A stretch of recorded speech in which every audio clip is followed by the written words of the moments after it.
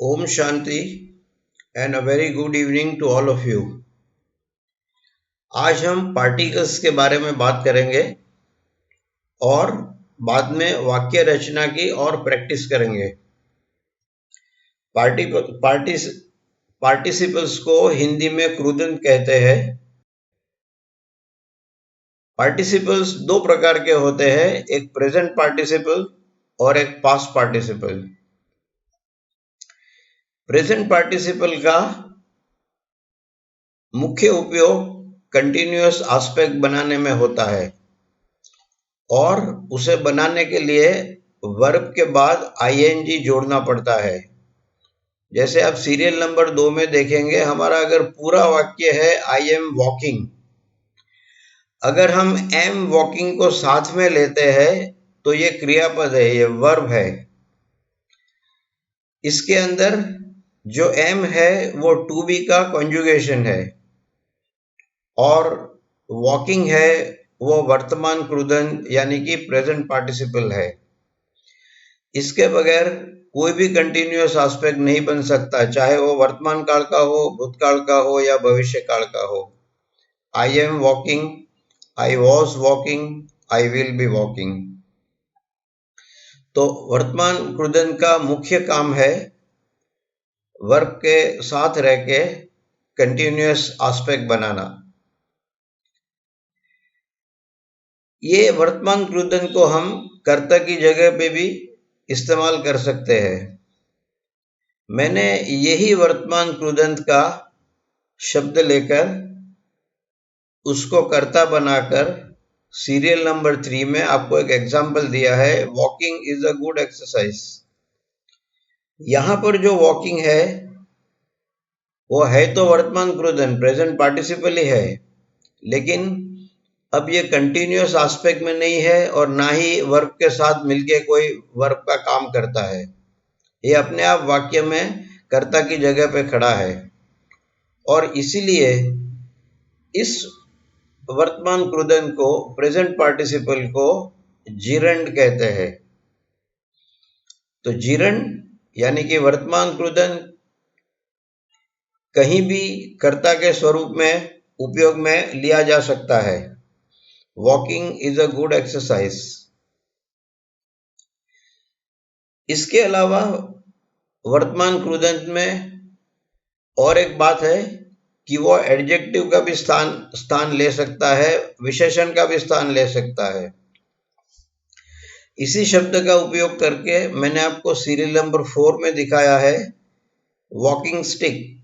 जो बूढ़े लोग, बीमार लोग लकड़ी लेके चलते हैं, साथ में रखते हैं ताकि वो गिर नहीं जाए, तो उसे वॉकिंग स्टिक कहते हैं। तो इस तरह से जहां तक वर्तमान क्रूदंत के शब्द का सवाल है, वॉकिंग, रनिंग, कोई भी काम हो, कोई भी शब्द हो, तो क्रियापद के अंदर वो क्रियापद का हिस्सा बनता है। कर्ता के स्वरूप में आया तो जिरंड कहलाता है, कर्ता का भी काम कर सकता है और वह एडजेक्टिव यानी विशेषण का भी स्थान ले सकता है।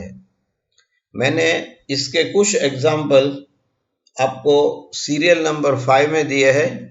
रनिंग नोज, जिसको जुकाम होता है, नाक से पानी निकलता है, तो इंग्लिश में उसे रनिंग नोज कहते हैं। Boiling water, cooking class, training college, drinking water, writing paper और टीवी पे जो हम अक्सर सुनते रहते हैं ब्रेकिंग न्यूज। तो ये सारे आईएनजी वाले जो क्रियापद है वो सीरियल नंबर 5 में विशेषण के रूप में, एडजेक्टिव के रूप में आते हैं और इस तरह से आईएनजी वाले तमाम क्रियापद को हम 3 तरह से उपयोग में ला सकते हैं। सीरियल नंबर 2 कंटिन्यूअस एस्पेक्ट में आते हैं, सीरियल नंबर 3 कर्ता बन के आते हैं और उस वक्त वो जिरंड कहलाते हैं, और सीरियल नंबर 5 वो विशेषण यानी कि एडजेक्टिव के रूप में आते हैं। तो ये है वर्तमान क्रूदंत, प्रेजेंट पार्टिसिपल। अब हम पास्ट पार्टिसिपल की तरफ जाते हैं। वर्तमान क्रुदन की तरह भूत क्रुदन का भी अपना एक काम होता है वाक्य बनाने में, वो परफेक्ट एस्पेक्ट में इस्तेमाल किया जाता है। इसके बगैर परफेक्ट एस्पेक्ट नहीं बन सकता। जैसे आई हैव बॉइल्ड पोटैटोज, तो ये वाक्य है, और एम वॉकिंग की तरह हैव बॉइल्ड क्रियापद है। ये क्रियापद दो शब्द से बनता है, लेकिन क्रियापद तो एक ही है, भले अंदर शब्द दो है। एम वॉकिंग भी एक ही क्रियापद है, भले अंदर शब्द दो है। तो पास्ट पार्टिसिपल का ये महत्व का काम है, परफेक्ट एस्पेक्ट बनाने में उपयोग में लिया जाता है और तीनों टेंस में काम करता है। I have boiled potatoes, I had boiled potatoes, और भविष्यकाल के लिए I will have boiled potatoes. Past participle को कर्ता के रूप में कभी इस्तेमाल नहीं किया जाता, और पास्ट पार्टिसिपल भी एडजेक्टिव के रूप में वाक्य में आ सकते हैं। और यही एग्जाम्पल बॉइल्ड पोटैटोज, अगर मैं वाक्य में से ये दो शब्द को अलग कर दूं, बॉइल्ड पोटैटोज, तो पोटैटोज नाउन है, कॉमन नाउन है, और उसके आगे जो बॉइल्ड आता है वो अब वर्ग का हिस्सा नहीं रहता, वो पोटैटो का विशेषण यानी कि एडजेक्टिव बन जाता है। ऐसे कुछ एग्जाम्पल मैंने आपको सीरियल नंबर 5 में दिए हैं। Broken glass, damage car, wasted effort, polished wood. एक बार हम सरल वाक्य की रचना को समझ लेते हैं, बाद में हम वाक्य को लंबा करते जाएंगे, और शुरू में मैंने जो आपको 8 पार्ट ऑफ स्पीच दिखाए थे, उसको एक के बाद एक वाक्य में लाएंगे, और हम देखेंगे कि इस तरह से वाक्य को कैसे ज्यादा इंफॉर्मेटिव, ज्यादा असरकारक बनाया जा सकता है। इसके बाद मैं वाक्य की प्रैक्टिस पे चला जाऊंगा, इसलिए इसी वक्त आपको मैं आज का मुखवास पेश करता हूं।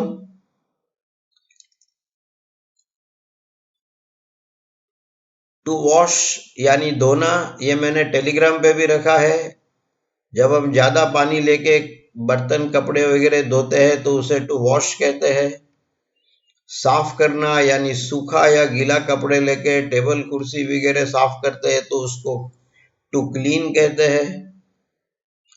टू वाइप यानी जब हम रुमाल या सूखा कपड़ा या हाथ से कुछ पोंछ लेते हैं तो उसे टू वाइप कहते हैं। जैसे कोई छोटा बच्चा रोता है तो हम हाथ से या रुमाल से उसके आंसू पोंछ लेते हैं, उसे भी वाइप कहते हैं। इसलिए कार का जो आगे का स्क्रीन है, कांच है, जिसको विंड स्क्रीन कहते हैं, उसके ऊपर बारिश का पानी निकालने के लिए जो चीज पोछा कर लेती है इधर उधर घूम के, उसे वाइपर कहते हैं। और साथ साथ में आपको एक अनरिलेटेड शब्द भी दिखाता हूं। इसका उच्चार सेम है वाइपर, लेकिन इसमें W की जगह पे V आता है, और वाइपर एक काले रंग का बहुत ही जहरीला सांप का नाम है जिसे वाइपर कहते हैं। तो ये था मेरा आज का प्रेजेंटेशन पार्टिसिपल्स के ऊपर। फिर से एक बार रिवीजन कर लेते हैं। प्रेजेंट पार्टिसिपल 3 जगह पे आता है। कंटिन्यूअस एस्पेक्ट वाले तीनों टेंस में आता है। I am walking, I was walking, I will be walking. इसके अलावा वो कर्ता की जगह पे आ सकता है, walking is a good exercise, और ये विशेषण एडजेक्टिव की जगह पे आ सकता है, जैसे running nose, boiling water, etcetera. Past participle के 2 उपयोग है। वो परफेक्ट एस्पेक्ट में आता है, तीनों टेंस में आता है। I have boiled potatoes, I had boiled potatoes, I will have boiled potatoes. Past participle का कर्ता के स्थान पे कोई उपयोग नहीं होता है, लेकिन प्रेजेंट पार्टिसिपल की तरह यह भी विशेषण के रूप में आ जाता है, उसका इस्तेमाल किया जाता है।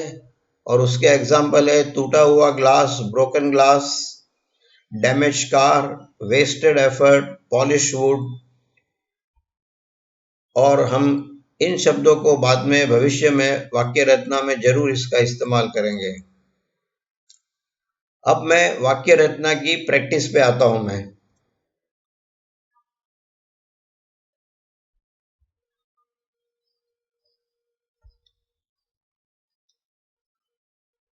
आज मैं आपको 5 शब्द दिखाता हूं। मुझे नहीं पता, मैं आपको पूछ नहीं सकता कि ये 5 शब्द देख के आपके मन में क्या विचार आता है। हिंदी में बोलूं पहले से तो देखना, सुनना, छूना, चखना और सूंघना, ये हमारी 5 इंद्रिय है जिससे हम बाहर के वातावरण को परख लेते हैं, या देख के या सुन के या छू के या चख के या स्मेल करके, सूंघ के।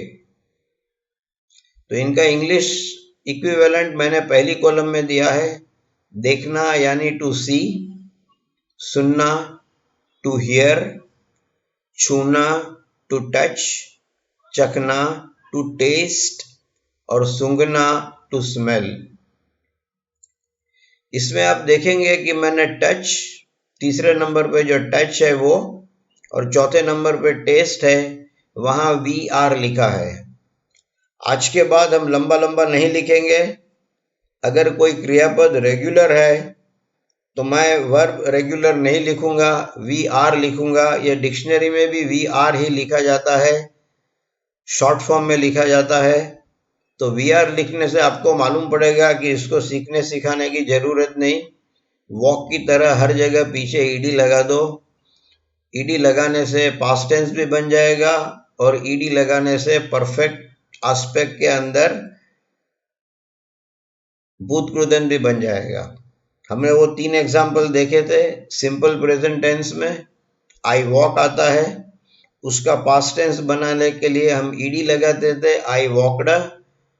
और परफेक्ट एस्पेक्ट में तीनों टेंस में भी हम वॉकड लिखते थे, लेकिन जो वॉकड सिंपल एस्पेक्ट में आता है वो भूतकाल होता है, और जो वॉकड परफेक्ट एस्पेक्ट में तीनों टेंस में आता है उसको भूतकृदंत बोलते हैं, जो आपने इसके आगे वाले सेशन में देखा।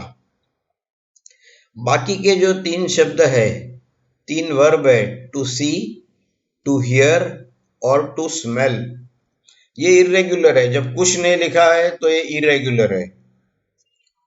अगर इरेगुलर है तो आपको पता नहीं चलेगा कि इसमें कौन सा पास्ट टेंस आएगा और कौन सा पास्ट पार्टिसिपल आएगा, क्योंकि इसके कोई नियम नहीं होते हैं। मैंने कल के सेशन में आपको दिखाया था कि इरेगुलर क्रियापद से तीनों टेंस और तीनों एस्पेक्ट के वाक्य बनाने हैं तो हमें सिर्फ 2 शब्द सीखने हैं। एक है पास्ट टेंस और दूसरा है पास्ट पार्टिसिपल। ये मैंने रेड कलर में कल दिखाया था आपको। आपको उसकी प्रिंट आउट सामने रख के इसकी प्रैक्टिस करनी है। इस वक्त मैं आपको ये प्रैक्टिस बोल के करवाता हूं। मैंने सी के बाद एस्ट्रिक रखी है। मैंने आपको पहले भी बताया था कि वर्ब क्रिया दिखाता है।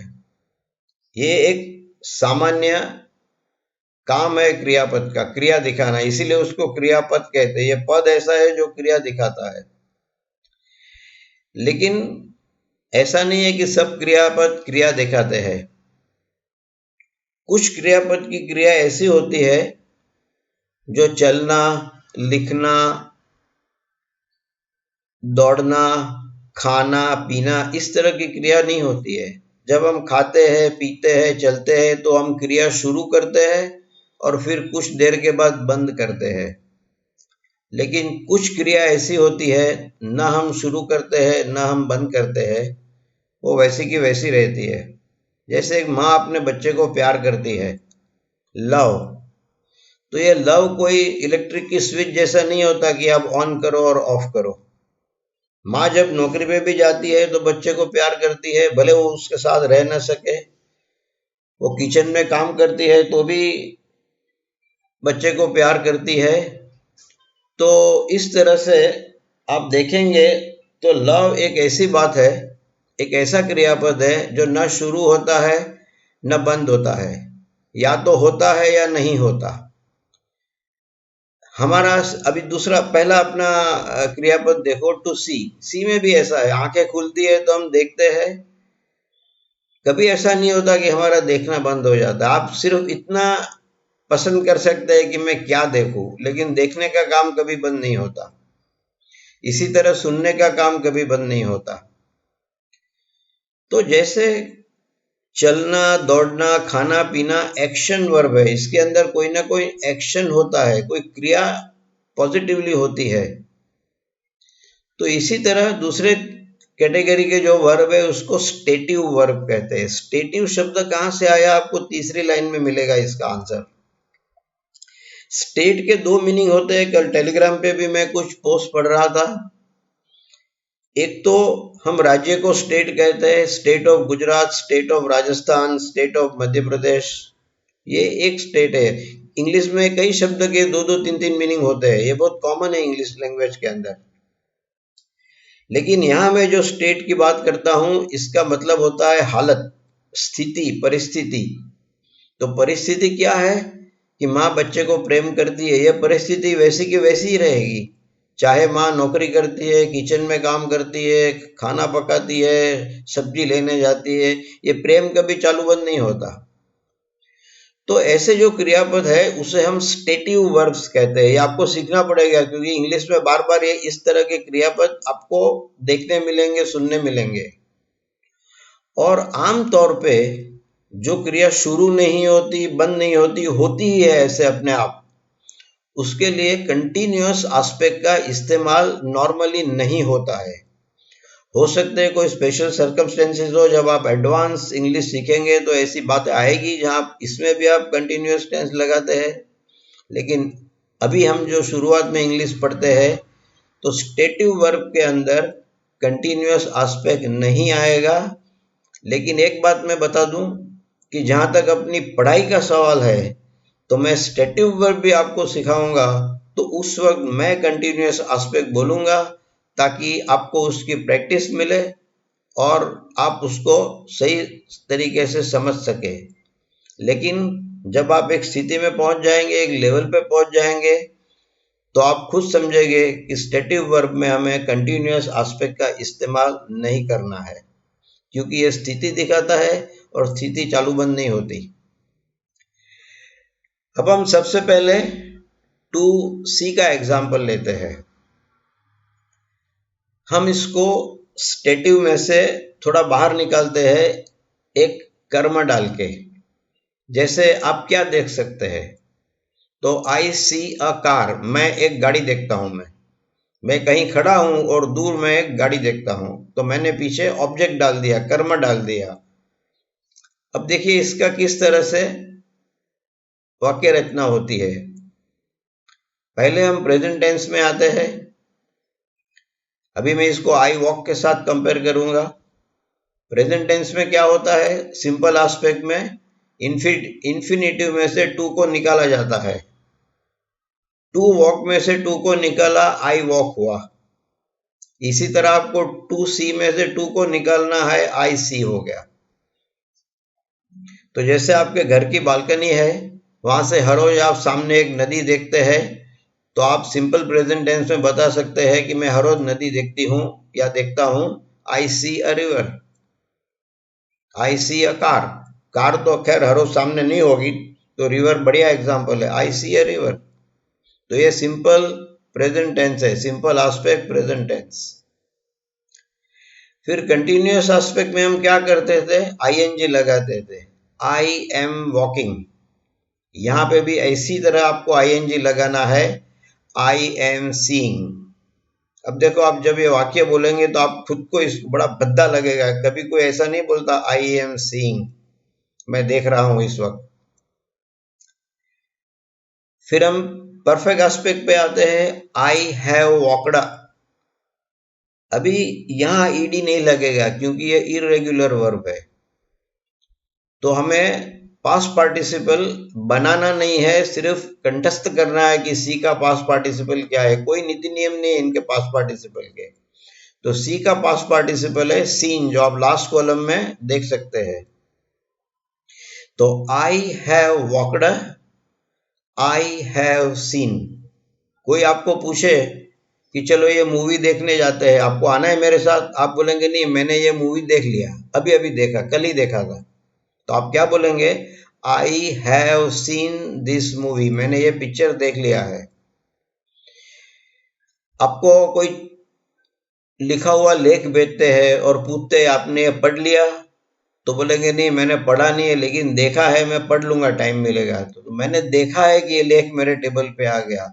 I have seen the note, मैंने ये नोट देख लिया है। तो इस तरह से परफेक्ट एस्पेक्ट प्रेजेंटेशन में किया जाता है, जिसके लिए हमें वॉकड के बदले सीन का इस्तेमाल करना है। अब हम पास्ट टेंस में आते हैं। आपने पास्ट टेंस में देखा होगा कि सिंपल एस्पेक्ट बदली हो जाता है, वहां रेड कलर है। तो वॉक के अंदर जो पास्ट टेंस है बड़ा आसान है, आई वॉक है, उसके पीछे ईडी लगा देना है, आई वॉकड। लेकिन इरेगुलर क्रियापद में ऐसा नहीं होता है, तो हमें ईडी नहीं लगाना है। और पास्ट टेंस के अंदर जो लिखा है SAW, सॉ, आई सॉ। समझो कल मैंने एक कार देखी थी, आई सॉ अ कार, मैंने कल एक कार देखी थी। कल बोलने की जरूरत नहीं, जब आप सॉ बोलते हैं तो सुनने वाला समझ जाएगा ये भूतकाल की बात है। तो I see a car, I saw a car, I walked, I saw. इसके बाद कंटिन्यूअस टेंस एस्पेक्ट आएगा पास्ट टेंस के अंदर, आई वॉज वॉकिंग, इसमें कोई बदलाव नहीं है, आई वॉज सीइंग। इसके बाद परफेक्ट एस्पेक्ट आएगा। परफेक्ट एस्पेक्ट में तीनों टेंस में पास्ट पार्टिसिपल लगता है। तो वॉक के अंदर हमारा परफेक्ट एस्पेक्ट पास्ट टेंस में क्या था? I had walked. यहां हो जाएगा आई हैड सीन, क्योंकि परफेक्ट एस्पेक्ट में तीनों जगह पे आपको सीन लगाना है, जैसे वॉकड़ा लगाते थे। ये सारे चार्ट्स प्रिंट आउट जब आप सामने रखेंगे पढ़ते वक्त या प्रैक्टिस करते वक्त, तो आपको बहुत आसानी होगी। इसके बाद हम फ्यूचर टेंस में आते हैं। तो आई वॉक का फ्यूचर टेंस कैसे बनता है? बीच में विल डाल के। आई वॉक, इसका फ्यूचर टेंस हो गया आई विल वॉक। इसमें कोई कॉन्जुगेशन नहीं होता है, आपको सी के साथ भी वही करना है, आई विल सी। इसके बाद कंटिन्यूअस एस्पेक्ट आता है, इसमें आईएनजी लगता है और कोई दूसरी तरह का कॉन्जुगेशन रेगुलर इरेगुलर का अलग से नहीं होता है। आई विल बी वॉकिंग, देखो पहले था प्रेजेंट टेंस में कंटिन्यूअस एस्पेक्ट में था आई एम वॉकिंग, ये हो जाएगा आई विल वॉकिंग, लेकिन बी चाहिए बीच में, आई विल बी वॉकिंग। तो वॉकिंग में जैसे आईएनजी लगा, सी के अंदर आईएनजी लग जाएगा, आई विल बी सीइंग। इस तरह से फ्यूचर कंटिन्यूअस टेंस बनेगा। फिर हम फ्यूचर परफेक्ट पे आते हैं। परफेक्ट में हमेशा पास्ट पार्टिसिपल लगता है, तीनों परफेक्ट में लगता है, चाहे वो प्रेजेंट टेंस का हो, पास्ट टेंस का हो या फ्यूचर टेंस का हो। वॉक वाला वाक्य क्या था? आई विल हैव वॉकड, यहां हो जाएगा आई विल हैव सीन। इतना सिंपल है ये।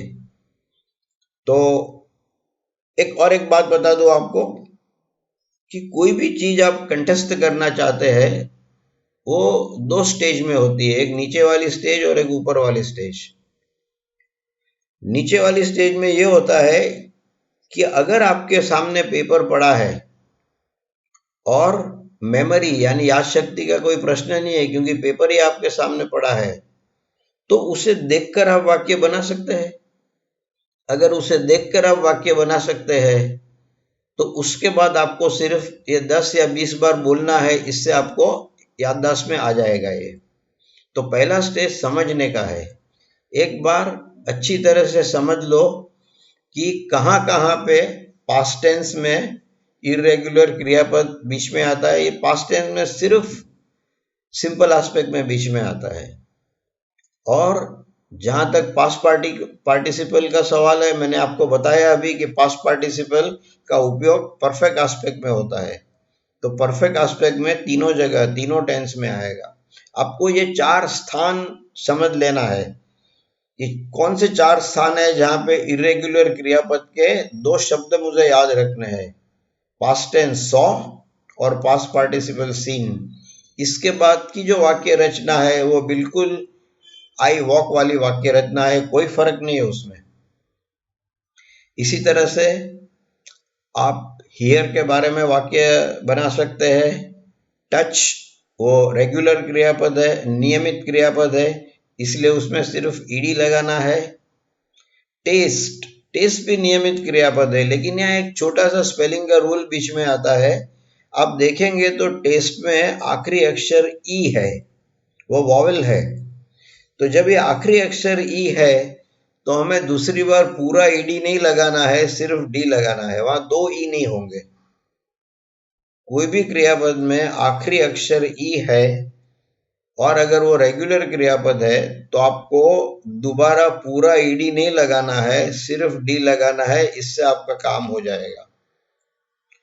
5वां क्रियापद टू स्मेल है, सूंघना। ये इरेगुलर क्रियापद है। ये थोड़ा आसान क्रियापद है क्योंकि यहाँ पे पास्ट टेंस में भी स्मेल्ट है और पास्ट पार्टिसिपल में भी स्मेल्ट है। मैं जब आपको पूरा इरेगुलर लिस्ट दे दूंगा क्रियापद का, तो आप देखिए मैं उसको डिवाइड करूंगा। इंग्लिश में 3 प्रकार के इरेगुलर शब्द होते हैं। मैंने अभी तक इसकी बात भी नहीं की है और आपको दिखाया भी नहीं है, लेकिन आज इस सब्जेक्ट पे हूं तो बता देता हूं आपको। एक इरेगुलर क्रियापद ऐसा होता है जिसमें तीनों शब्द सेम होते हैं, जैसे सीयूटी कट। प्रेजेंट टेंस में भी कट है, इसका पास्ट टेंस में भी सीयूटी कट है और इसका पास्ट पार्टिसिपल भी सीयूटी कट है। ये बड़ा आसान है याद रखना, cut cut cut, put put put. हाँ, तो मैं इसका भी आपको लिस्ट अलग से दूंगा। ये बहुत ही बढ़िया इरेगुलर क्रियापद है, कुछ भी याद नहीं रखने का। जो प्रेजेंट टेंस में है वही पास्ट टेंस में आता है, वही पास्ट पार्टिसिपल में आता है। तो तीनों स्थान में सेम है। फिर कुछ इरेगुलर शब्द ऐसे हैं जो 2 स्थान में सेम है, जो आपने टू स्मेल में देखा। पास्ट टेंस भी स्मेल्ट है और पास्ट पार्टिसिपल भी स्मेल्ट है।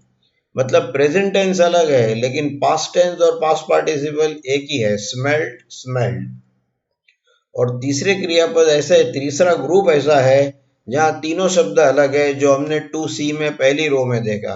प्रेजेंट टेंस में सी है, पास्ट टेंस में सॉ है और पास्ट पार्टिसिपल में सीन है। तो इस तरह से मैं आपको 3 ग्रुप में एक्सेल की फाइल बना के ललित भाई को दे दूंगा, क्योंकि इतनी बड़ी फाइल को पीपीटी में लाना बड़ा मुश्किल पड़ेगा। और जब मैं उनको दूंगा तो आपको इस सेशन के जरिए, ऐसी सेशन के जरिए बता दूंगा, ताकि आप जिसको इंटरेस्ट है वो वहां से वो एक्सेल की फाइल ले सके। तो मेरी आपसे रिक्वेस्ट है कि मेरे वॉक वाला एग्जाम्पल या तो कुक वाला एग्जाम्पल, फिर कल हमने जो इरेगुलर क्रियापद देखा गो, उसका एग्जाम्पल आपके सामने रखिए। और ये जो 5 अपनी इंद्रियां है उसमें खास करके पहला, दूसरा और आखिरी जो इरेगुलर है, उसमें आपको जो सर्वनाम लेना है ले लीजिए, आई लीजिए, वी लीजिए। रूल वही का वही रहता है, सर्वनाम बदलने से कुछ नहीं होगा। सिर्फ प्रेजेंट टेंस में सिंपल एस्पेक्ट में, तीसरे पुरुष में, थर्ड पर्सन में यानी कि अन्य पुरुष में, एक वचन में एस लगेगा। इसके अलावा और कोई रूल नहीं होता है। और आप इस तरह के तीनों टेंस और तीनों एस्पेक्ट के वाक्य बनाइए, टू सी के, टू हियर के और टू स्मेल के। और अगर आपकी इच्छा है, और मैं कहूँगा कि आप इच्छा करें, आप टच और टेस्ट के भी बना लीजिए, ज़्यादा टाइम नहीं लगेगा। और ये वाक्य आपको मन में नहीं बनाने हैं, आपको कागज पे लिखने हैं। लिखने से आपका नॉलेज एकदम परफेक्ट होएगा, क्योंकि इसमें आप कोई गलती करते हैं तो 2 मिनट के बाद आप देख सकेंगे ये मेरी गलती हो गई। बोलने में गलती करते हैं, वो चली जाती है, दोबारा हमको दिखती नहीं फिर वो। तो आप इस तरह करिए, और जो भी आपका आंसर रॉन्ग है उसको सर्कल करिए। वो पेज फाड़ के फेंक मत देना, उसको रखिए। दूसरे दिन यही प्रैक्टिस करिए और फिर देखिए आपने उसी जगह पे गलती की है या कोई और जगह पे गलती की है। इससे भी आपको पता चलेगा आपको कौन से एरिया में ज़्यादा मेहनत करनी है। तो ये एक सरल तरीका है इंग्लिश सीखने का, और साथ साथ में आपको बोलना भी है। बोलेंगे नहीं तो आपकी जीभ को, आपकी टंग को कोई प्रैक्टिस नहीं मिलेगी और आगे जाके बड़ी तकलीफ होगी आपको। तो इसके साथ मैं आज की सेशन बंद करता हूँ। कल मैं एक नया विषय लेके आऊँगा। अभी हमें 2 प्रकार के क्रियापद सीखने बाकी है और इसके बाद हमारा क्रियापद का जो सीखना है वो बंद हो जाएगा और हम वाक्य की रचना को बड़ी करते रहेंगे। अलग अलग पार्ट ऑफ स्पीच में आपको सिखाता रहूँगा और फिर वाक्य रचना से आगे और कई प्रकार के वाक्य है जो हम सीखेंगे। तो ओम शांति एंड सी यू टुमारो।